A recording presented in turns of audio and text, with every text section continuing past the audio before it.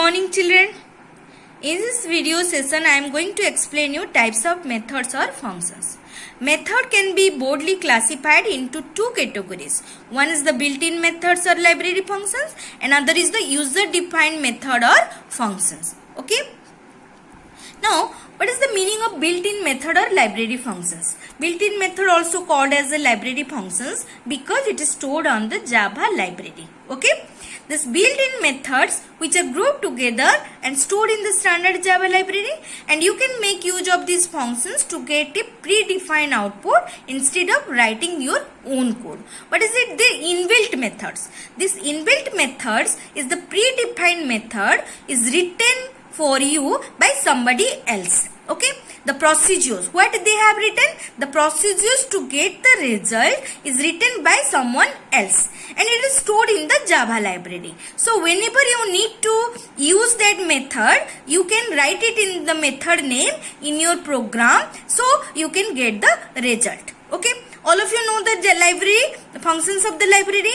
What happened in the library? The books are there, and whenever you need the book, you are going to the library and you take the book from there and you read it. Same way, the built-in methods are stored in the library, Java library, and whenever anybody wants to use that method in their program, they mention the name and that method coming from the Java library and used in the program. Okay, and you are getting the predefined output. You no need to write the procedure for it. You don't have to bother what the procedure, how it is find out the result, nothing. You just consider the result. Okay. This predefined or built-in method has to do. It is perform some basic input-output functions, some complex mathematical operation, etc. Okay. From this example, you will be understood more clearly. In this example, I am giving some example of built-in method for different type of basic operations. You know, in the programming, we are doing input-output operation, mathematical operation, string operations. So for them, different type of built-in methods are used. Okay.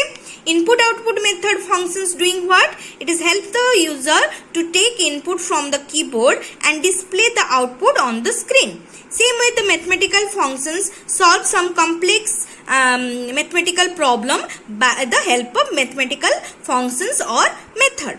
Same way, to operate the string, certain string functions or method has to be used.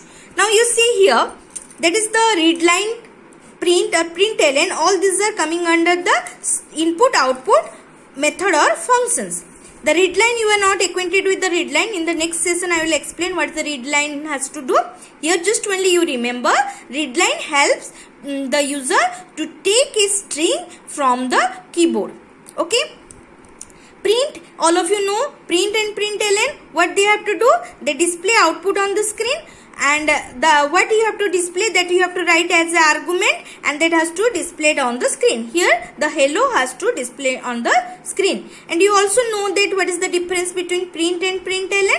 The print, the same line, the output has to be printed and the cursor does not go to the next line, but in the println the cursor goes to the next line by pressing the enter key. Same way, some mathematical functions I am giving you here, that make power functions doing what? It is find out the power of a number. The syntax you know, the 5 comma 2, 5 is the number whose power we have to calculate, and 2 how much I have to, the power I have to give. So 5 to the power square. So 5 to the power square, it is given the result as a 25. 5 to the power 3, the 5 to the power cube, that is will be 125. So here what we are seeing, we are not bothered about the procedures or how it is executing. We just write the name of the functions, with the argument, and we are getting the result. Same way, if I wants to find out the square root of a number, I am writing math.square root, and the number whose square root I have to find out, I just mention the result is 11 has to be produced. But by the help of square root method written by somebody else, the procedure is written. The help of that procedures, this method help you to find out the result 11. Now comes to the string functions. Now here you are seeing two string functions, length and two uppercase. You don't have any idea about the string function. In the class 10 last chapter you will go to learn the string function, but from here little bit you can understand. Now you see here length function doing what? Find the length of a string. Two uppercase functions, what it has to do? Find the or convert the lowercase character to uppercase. Now you see length function, whatever the argument written here, it's calculate the length of the argument. Here it is written hello. So what is the length of the hello? That will be the pi. Now here to uppercase, what it is doing? Hello. That will be the convert to the uppercase. Okay. Second type of method or function is user defined method or functions. Now from the name user defined method or function, I think you understood. The user written the method or functions are known as user defined method or functions. The method are designed by the user to carry out some specific task. Suppose the user wants to solve a problem or to do a specific task, and for that if he is going to write a method or functions, then that method or functions are known as user defined method or function. Okay. The name of the method is given by the user. Definitely, I already told you the name of the program you have to give according to the contents of the program. Okay. So, the name of the method is given by the user according to his or her requirement. If the method or function is going to solve the sum of two numbers, then the name of the method should be sum. Okay.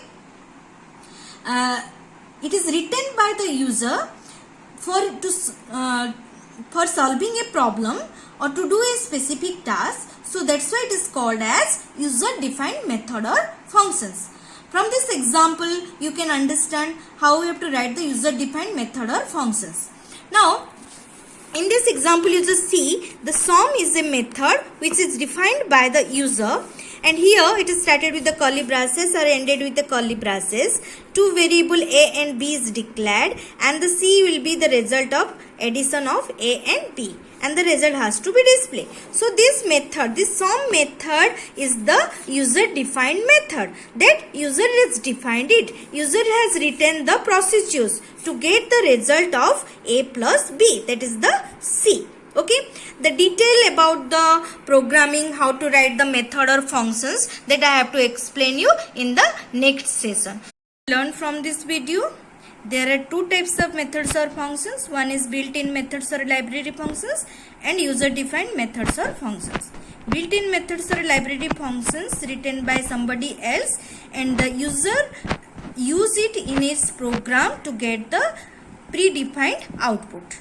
And the user-defined method or functions written by the user to solve a problem or to do a specific task. Thank you.